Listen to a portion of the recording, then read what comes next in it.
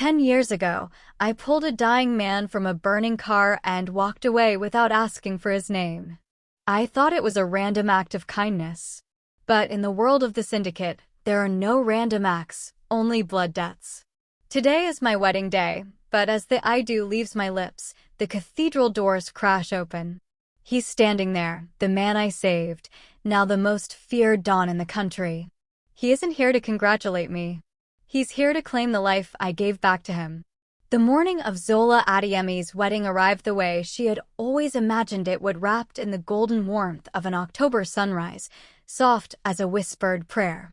She stood before the full-length mirror in the bridal suite of St. Augustine's Cathedral, studying the woman who looked back at her with the careful, assessing eyes she used on her trauma patients.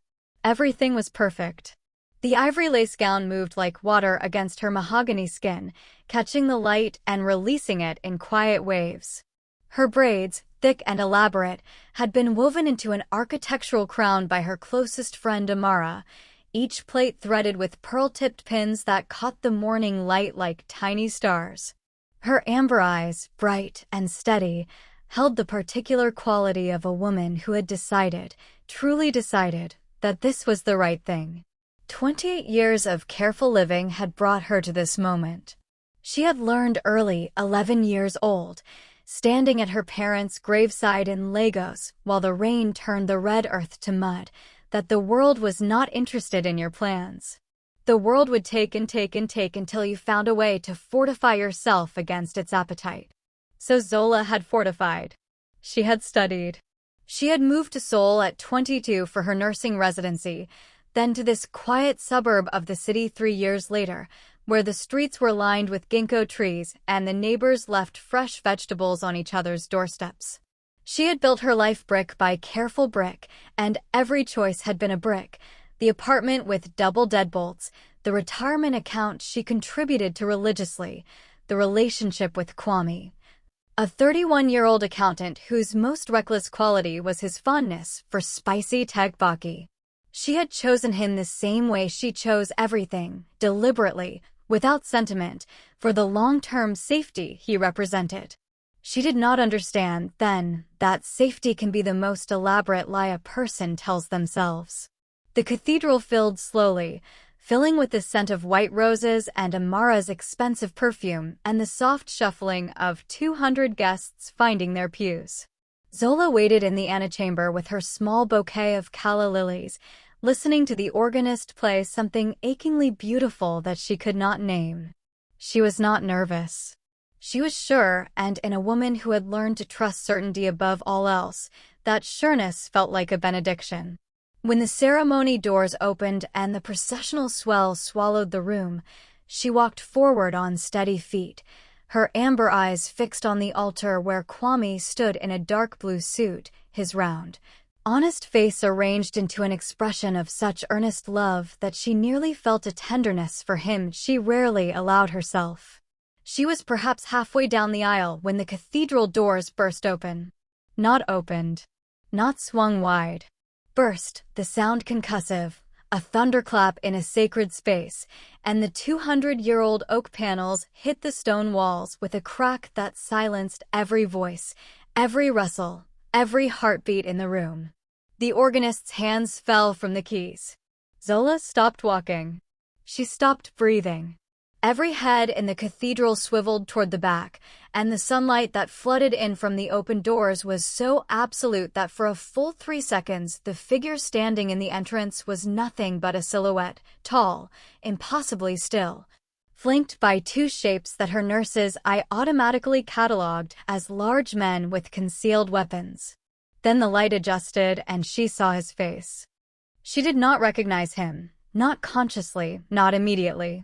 What she registered first was the quality of him, something that had nothing to do with his tailored black suit or the controlled darkness of his slicked-back hair or the pale, architectural precision of his features. It was the way he stood, like a man who had decided, long ago, that the world would arrange itself around him rather than the reverse. His obsidian eyes swept the congregation once, with the efficiency of a man conducting inventory, and then they found hers. And stayed. He walked forward.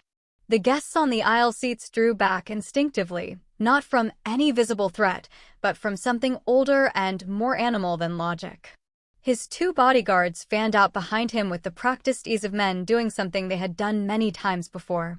The officiant, a nervous man named Pastor Yoon, who was best known for his 20-minute sermons, took a step backward without seeming to notice he had moved.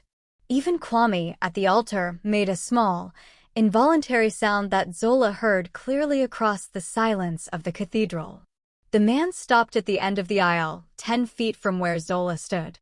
He did not raise his voice. He did not need to. "This wedding is postponed," he said. The words fell into the silence like stones into still water. Someone in the pews gasped. Someone else, near the back, made a movement that one of the bodyguards tracked with a slight shift of his shoulders, and the movement stopped. Zola watched all of this from a place of extraordinary stillness inside herself, the stillness she found during mass casualty events at the hospital, when everything was blood and chaos and her hands needed to remain absolutely steady. She looked at this man, this stranger who had walked into her wedding, and stopped it with 5 words, and felt the first faint tremor of something she would not name for a very long time. "Who are you?" she said. Not a question. A demand. Her voice did not shake. His obsidian eyes moved over her face with a careful, almost reverent attention, as though she were something he had been waiting to look at for a very long time. "My name is Dante Kang," he said. "And 10 years ago, you saved my life." The name meant nothing to her. The face meant nothing. And yet, something. A flicker at the edge of her memory, like a candle flame in a draft. A night. Rain. The acrid smell of burning rubber. Her hands in latex gloves, pressing hard against a wound in a stranger's side while she talked to him, telling him stories about her grandmother's village in Osun State, humming a lullaby under her breath because she had read somewhere that the human voice could anchor a person to consciousness, could be the thread they followed back from the dark. She looked at him. Really looked. And somewhere beneath the decade and the suit and the cold authority of his bearing, she found the ghost of a face she had last seen by the light of a burning car on the outskirts of Gangnam. "I remember you," she said, very quietly. "You were bleeding out in a ditch." "Yes." The faintest shift in his expression, something that, in another man, she might have called relief. "And in my world, a life saved is a blood debt. The most sacred obligation that exists."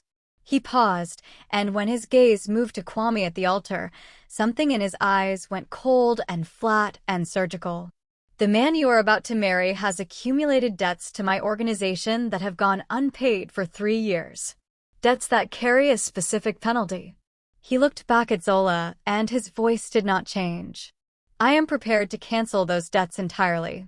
Every record erased. Every obligation dissolved." The cathedral was so silent she could hear her own heartbeat.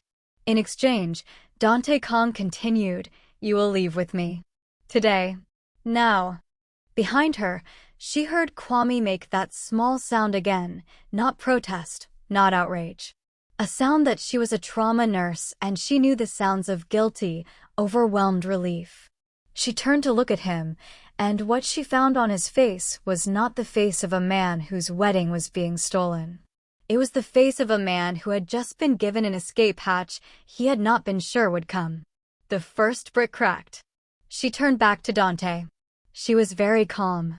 This was a quality she had that other people sometimes mistook for coldness, but it was not coldness, it was the discipline of a woman who had learned to think in the middle of catastrophe.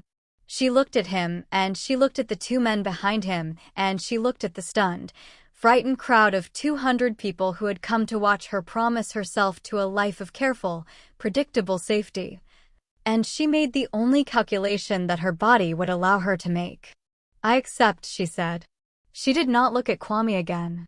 She handed her calla lilies to Amara, who was openly crying in the front pew, and she walked toward the man who had shattered her wedding with 5 words, and he extended his hand the way a man extends his hand to a woman he has been waiting for. Not as a captor, not as a jailer, but with something almost like ceremony. She did not take it. She walked past him, through the cathedral doors, into the blinding October light. She heard his footsteps fall into step beside her a moment later. The black armored car was waiting at the curb. She got in first. He followed without touching her. The door closed. The cathedral disappeared. And Zola Adeyemi's carefully constructed life dissolved in the rearview mirror like smoke. If you were Zola, would you have made the same choice, or would you have fought back? Let us know in the comments below. The private island was called Sirakdu on no map that Zola could find, and she had significant motivation to search. It rose from the sea like something from a dream, dark basalt cliffs rising sheer from the water, the clifftop terraced into gardens so lush they looked painted, the main estate a sprawling structure of white stone and glass that seemed less built than grown, shaped by some patient intelligence over many years. It was extraordinarily beautiful, and she hated it on sight with the precise, clean hatred of a woman who knows she is being bribed. The first week, she did not speak to him. She was given a suite that faced the ocean, 3 rooms that were larger than her entire apartment, furnished with the kind of restrained luxury that announced itself quietly rather than shouting, a reading chair positioned perfectly to catch the morning light, a bathtub large enough to swim in, a closet containing clothes in her exact sizes and preferences that she refused to touch on principle and wore her hospital scrubs instead. She ate the meals brought to her by a silent, efficient woman named Song who had eyes like smooth river stones and who seemed to communicate entire paragraphs of sympathy through the angle at which she placed Zola's teacup. She paced. She read the books on the shelves, and the shelves were extensive, stocked with Nigerian and Korean literature, medical journals, collections of African poetry, the specific volumes she would have chosen herself from a library of 10,000. And she told herself this was manipulation, all of it, each considerate detail a link in a chain. She was not wrong. But she was not entirely right either. She saw him rarely in those first days. He seemed to operate on a schedule that kept him largely on the other side of the estate, and he made no demands on her time or her company. What she noticed, in the way that nurses notice things, cataloging symptoms against an involuntary checklist, was the evidence of him. The book that appeared on her nightstand when she finished the one she'd been reading, always exactly the kind of book she would have chosen next. The window repaired silently overnight after a storm cracked its seal, and she woke to the smell of salt air. The call she overheard from the garden terrace, his voice carrying through the open window above, telling someone on the phone, in a tone that brooked no argument, that her clinic access at the hospital was to remain active. Her standing salary was to continue being deposited, and anyone who interfered with either of these things would be explaining themselves to him personally. She sat with this for several days, turning it over. A jailer who maintained her income. A captor who stocked her shelves with Chinua Achebe and Chimamanda Ngozi Adichie. A monster who had the room temperature adjusted, she discovered, based on weather reports, because he had observed her pull her sleeves down on cool evenings. On the 8th night, she went to his study. He was behind a desk the size of a small country, surrounded by documents and 2 open laptops and a cold cup of tea, and he looked up when she appeared in the doorway with the unhurried attention of a man who had been aware of her approach for some time. He did not stand. He simply looked at her, waiting, and there was something in the waiting that was not impatience. It was patience, absolute and practiced, the patience of a man who had learned to wait for the things he wanted. "Why do you remember the song?" she asked. He didn't ask which song. He knew. "Because I was dying," he said, "and it was the most beautiful sound I had ever heard. And I told myself if I lived," he stopped. Set down his pen. "If I lived, I would remember it." She moved into the room. Not toward him, parallel to him, moving to stand before the panoramic window that framed the nighttime ocean. The moon was up, enormous, laying a white road across the water. "That is not a reason to interrupt someone's wedding," she said. "No," he agreed. "It isn't." "Then what is?" He was quiet for a moment. When he spoke, His voice had a different quality, not the controlled authority of the cathedral, but something rougher underneath, like stone with the polish worn away. "For 10 years," he said, "I watched over you from a distance. My people were always there. Not to watch you, to protect you. From my world and everything in it, including me." He paused. "I had decided I would never go near you. I had decided that was the right thing." He looked at her profile against the moonlit window. "And then I found out who you were marrying. And you decided your decision didn't matter anymore. I decided," he said carefully, "that I could not watch you bind yourself to a lie when I was the only one who knew the truth about what it was." She turned from the window and looked at him. He was watching her with those obsidian eyes, steady and dark and very old, with something she was only beginning to understand was not coldness, but its opposite, a heat so controlled it had become indistinguishable from ice. The butterflies began then. She felt them, and she hated them, and she left the room without responding. But she did not sleep for a long time. Do you believe Dante's reasons, or do you think he simply wanted to possess her? Tell us in the comments. The request to retrieve her belongings felt natural, and Dante agreed to it with a readiness that surprised her: a driver and 2 discreet bodyguards, a window of 4 hours in the city, a direct instruction to his people that she was to be treated as a guest, not escorted as a prisoner. She almost didn't go to her apartment at all. She almost just went to the hospital to check on her patients and let Song pack a bag for her. But something she couldn't name, some clinical instinct that had never steered her wrong, pulled her toward her old life, toward the ordinary geography of the apartment she had shared nothing with except her solitude. The apartment felt like someone else's already. She moved through it quickly, mechanically, pulling what she needed from drawers and shelves, her hands efficient while her mind worked through the conversation in the study, the way Dante had said the word lie with the specificity of a man stating a fact he could prove.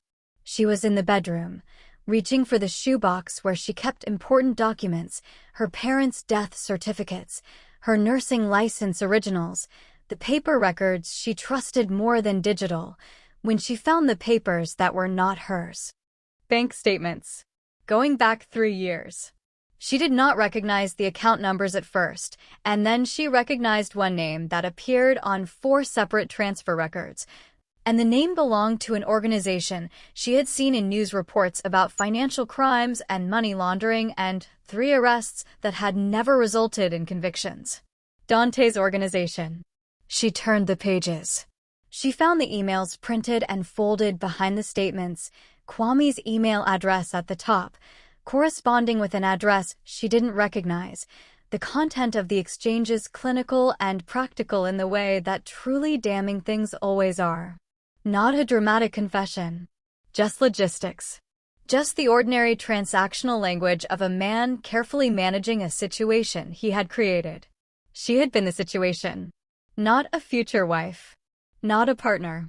A variable. An asset. Kwame had known about Dante's syndicate, had been connected to lower-ranking associates for longer than they had been together, had cultivated the relationship, had let the debt accumulate in the specific.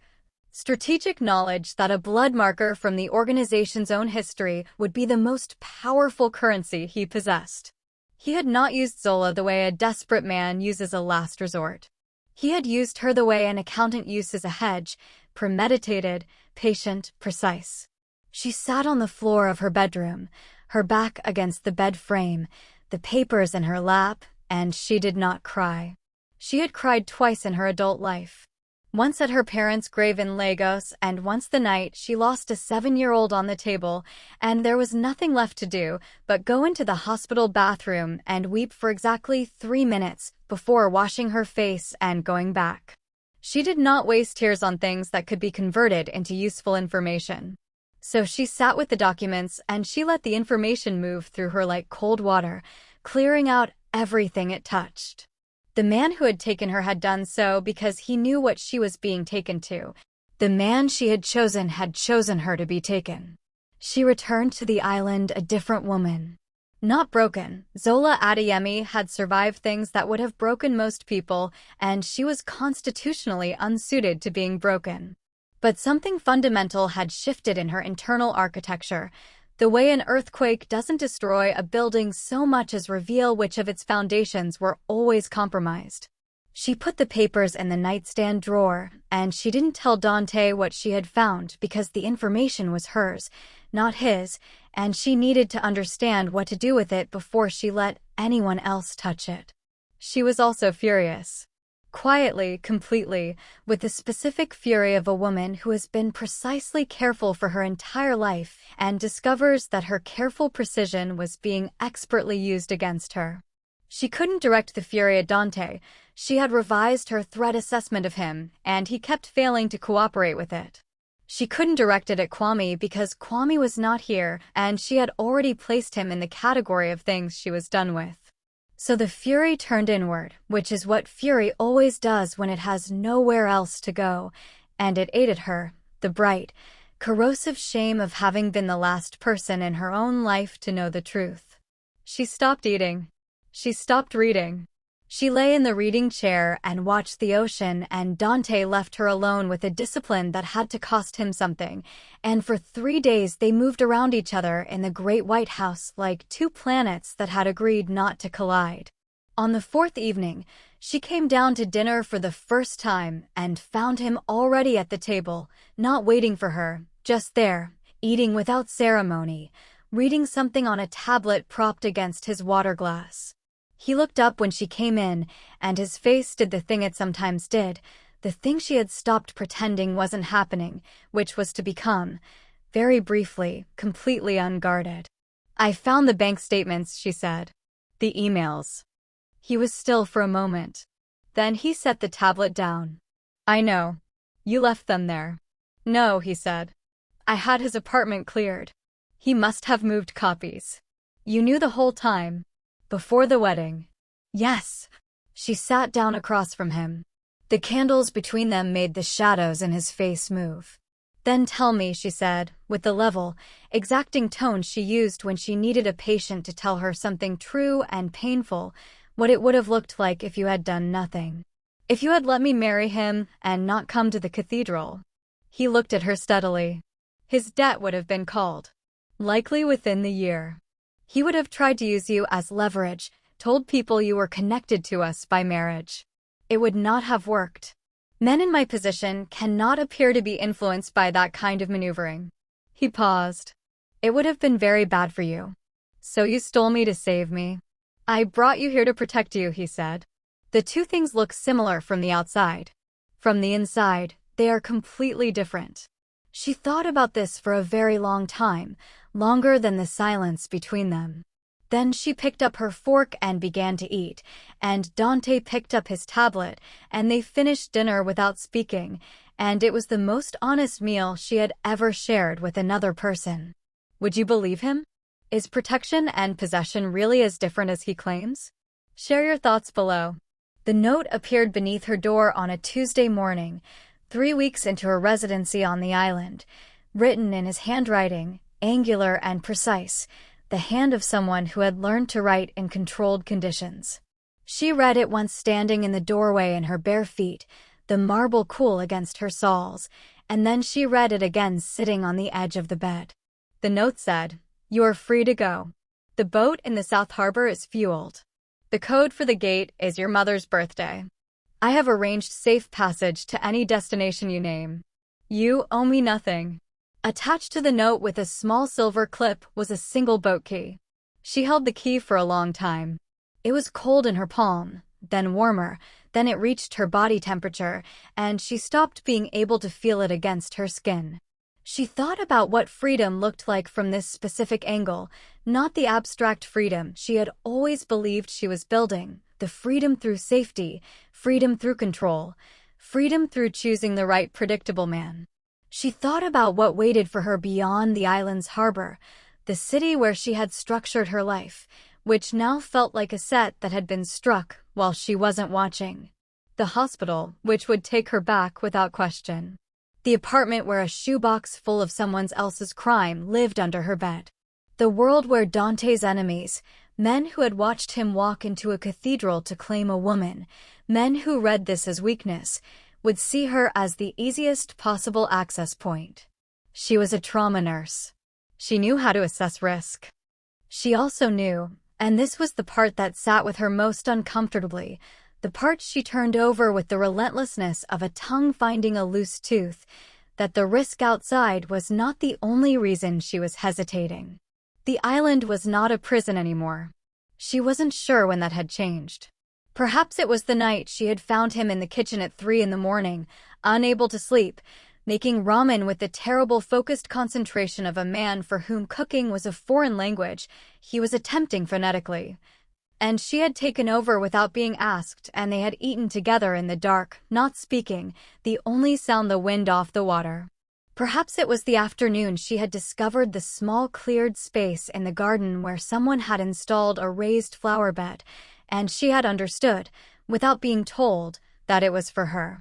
Perhaps it was every morning when she woke to the precise tea and the perfectly positioned chair and the next book, and she felt, beneath the anger, beneath the ongoing careful revision of her threat assessment, the terrifying warmth of being known. She put the key in her pocket. She went to find him.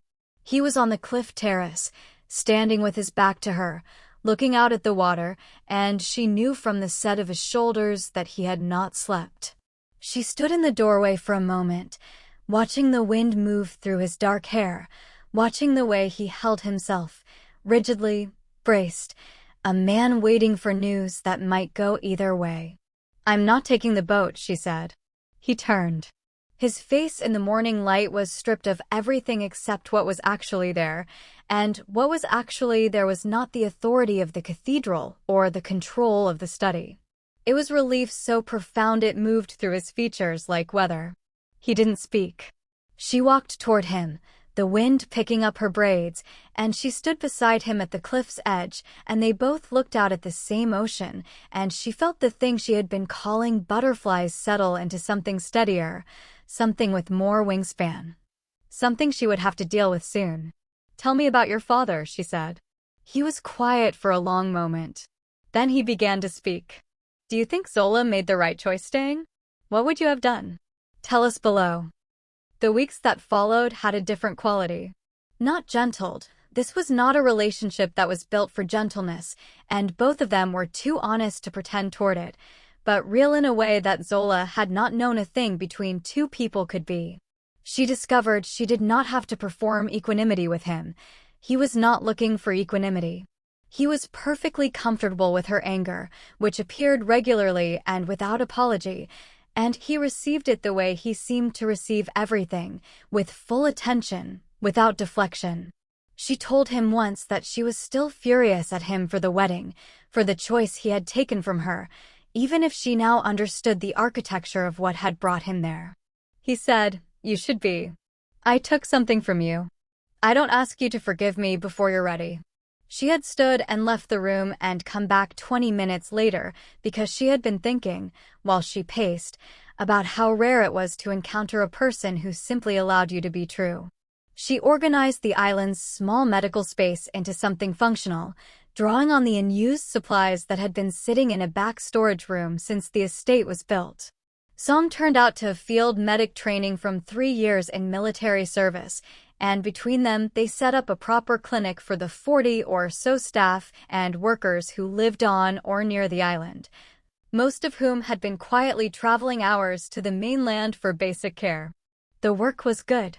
The work was hers, clean and purposeful and belonging entirely to her confidence, and she felt herself settle into it the way you settle into something true about yourself after a long time of mistaking other things for it.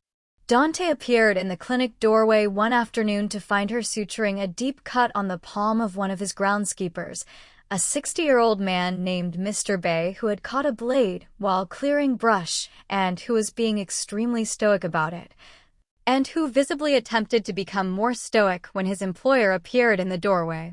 Dante watched her work for a moment, silent, and then said something in Korean that made Mr. Bay laugh despite himself, and Zola looked up from her suture and caught Dante's eyes, and the expression on his face was one she had not seen before. Something that was not desire, or not only desire, but a specific, concentrated attention that made her think, absurdly, of the way light focuses through a lens. She looked back at her suture. She was very focused on the suture. He told her about his father on 3 separate evenings, in pieces, the way you tell the most difficult things not all at once, not performed, but the way a careful person might reveal a wound that is still tender, checking each time to see whether it's safe to go further. His father, King Seojun, had been the architect of the organization that Dante now ran, a man of extraordinary intelligence and extraordinary cruelty, who had believed that love was a liability that competitors would exploit. He had spent Dante's childhood systematically eliminating the things that Dante cared about: pets, friendships, the 2 years he had been allowed to study music before his father decided it made him soft. By the time Dante was 23 and his father was dying of a cancer that somehow failed to humble him, the organization had passed to him whole and completely. And he had understood without being told that the price of it was everything he was being given it to replace. The night of the accident, he said, on the 3rd evening, I had just come from a meeting where I signed papers that ended 3 men's lives. Not directly. But I signed the papers and I knew what they meant. He looked at his hands on the table, the hands she had seen now in many different configurations, managing documents, adjusting the temperature gauge, making terrible ramen, and she noticed for the first time that they were not entirely steady.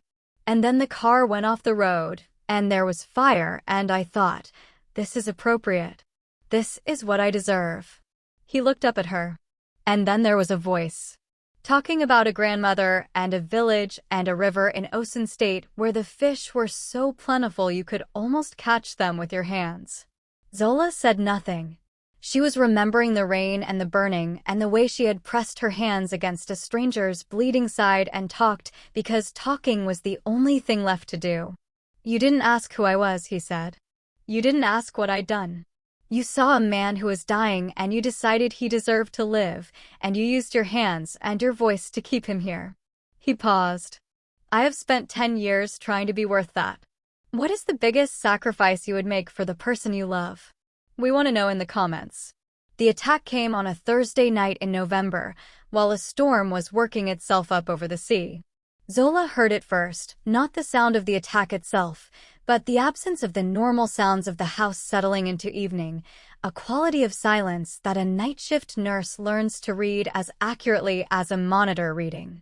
She was in the clinic, organizing supply inventory, and she stopped with a box of sterile dressings in her hands and listened to the quality of the quiet and thought, something is wrong.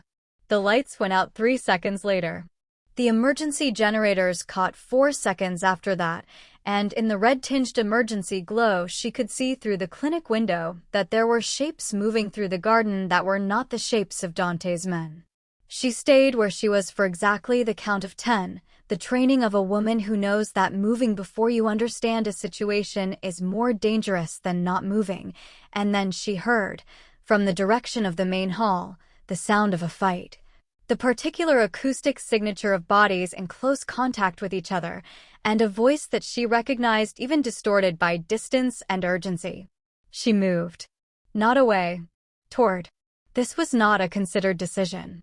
It was the same instinct that had taken her hands to a stranger's bleeding side 10 years ago, a body that had been trained to run toward damage rather than from it, and she was through the clinic door and across the garden in the rain before anything resembling rational thought caught up to her. She heard a gunshot, very close, and pressed herself against the stone wall of the main house, and she looked around the corner and understood the situation in the span of 2 clinical seconds. 3 men she did not recognize. Dante, positioned in the center of the hall, moving with the controlled violence of someone who had been doing this specific thing since he was young, and he was managing 2 of them, but the 3rd was behind him, raising his arm. And she had treated enough gunshot wounds to understand geometry, to understand trajectories, to understand what was about to happen. She screamed his name. He moved left, the instinct of someone who has learned to trust his name as a warning. She moved right, into the path of the bullet, and it found her shoulder with the force of something that has no consideration for the bodies it passes through. And the world went sideways in a bright explosion of pain that her nursing brain immediately began cataloging: entry wound, shoulder, angle suggests missed bone, even as she hit the floor. She heard Dante make a sound she had never heard before from him, a sound that was not human in any language she knew, and then there was a terrible silence, and then he was beside her on the floor, his pale hands pressing against the entry wound with perfect, precise pressure. His face was not the face of the Iron Sun, not the face of the dawn or the captor or the man who had stood in a cathedral and announced the postponement of her wedding. His face was completely, absolutely open. She had never seen anything like it. She had not known his face could do that. "I'm okay," she said, with the automatic reflex of a trauma nurse assessing a patient who has arrived in emergency. "The angle is good. It missed the subclavian. I need the trauma kit from the clinic, the blue bag on the second shelf." He stared at her. "Dante." She said his name calmly, clearly, the way she said names when she needed a patient to focus. "Blue bag. Second shelf. Now." He was gone and back in 90 seconds, and she talked him through it, the irrigation, the packing, the compression, her voice never shaking even when her vision went white at the edges from the pain, because this was what she did, this was who she was. And being who she was had brought her here, and she was not sorry. He followed her instructions with the terrified precision of someone for whom the alternative to following them exactly was not something his mind would tolerate. His hands shook. She noticed and found it remarkable. She had not known his hands could do that either. When it was done, the wound packed, the bleeding slowed, his jacket folded under her head on the floor of the main hall. He sat back on his heels and looked at her. His face was still open, still completely unguarded, and she understood that this was something he could not take back now, that this version of him was not something he would be able to unshow her. "You stepped in front of it," he said. His voice was barely recognizable. "Yes," she said. "Why?" She looked up at him from the floor, this man who had spent 10 years trying to be worth something, this man who had given her boat keys and a gate code that used her mother's birthday, this man whose hands were shaking now that the crisis was over, and she said, "Because apparently in my world, a life saved is a blood debt too." He closed his eyes. When he opened them, there was nothing cold in them at all. The harbor confrontation came 4 days later, while she was still healing. Dante brought her to the clifftop at dawn, her arm in a sling, and stood beside her looking at the fleet of boats on the horizon. "Choi's men," he said. "He's been waiting for a moment when I could be made to look weak. He believes the last few months have provided that moment. Has it?" He looked at her with something that might have been the beginning of a smile. "No," he said. "What are you going to do?" He turned back to the water. "End it," he said. "Not the way I would have ended it 5 years ago." This time, he stopped. Began again, more slowly. "I have been moving assets for the past month. Systematically. I have been building something different, legitimate structures, clean accounts, documented legitimate operations in 6 different countries. My organization is not dissolved, but it is being transformed. What Choi sees as weakness is the process of becoming something that doesn't need him to acknowledge anymore." He paused. "If I survive today." "You'll survive," she said. "You should go to the safe room. In the basement level, behind the wine cellar." "No," she said. He looked at her. "No," she said again, steady as her suture hand, steady as her voice over a stranger bleeding in the rain. "I don't do safe rooms. I don't do hiding. I have been building a safe room for my entire life, and it turned out to be made of damp cardboard." She reached into the pocket of her jacket with her good hand and pulled out the small pearl-handled revolver she had been carrying for 3 days. She had not told him. She had quietly asked Song, who had quietly arranged it. And she held it with the careful grip of someone who had received 4 hours of instruction from Dante's head of security, who had taught her without being asked because she had asked him directly and clearly. "I don't know how to fight like you. but I am very good at being exactly where I need to be." He stared at her, at the revolver, at her face, at the absolute steadiness of her amber eyes above the arm in the sling, and she watched the thing that moved across his face, which was not surprise exactly, but its near neighbor, the look of a man confronting something he has thought about in theory and now must reckon with in reality. He had wanted to save her. He had wanted to protect her. And she was standing before him with a gun in her good hand, telling him that she had decided, without his input, what she was worth and what she was willing to stand for. "Stay close," he said. "Do exactly what I tell you. If I say get down, you get down. Immediately. No discussion." "Agreed," she said.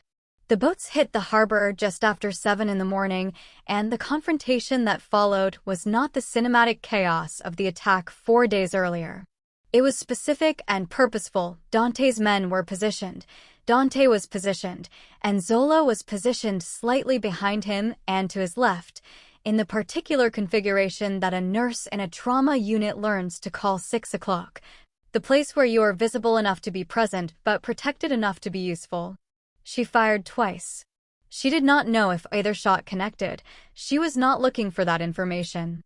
She was looking for threats to Dante's back, to the position his attention couldn't cover, and she covered them with the clean, unsentimental focus of someone who has decided that the person beside her is worth protecting. It ended the way Dante had said it would end. Not with surrender. There was no grand moment of defeat, but with a calculation. Choi's men reading the arithmetic of the situation and finding it not in their favor. They withdrew. The harbor was quiet.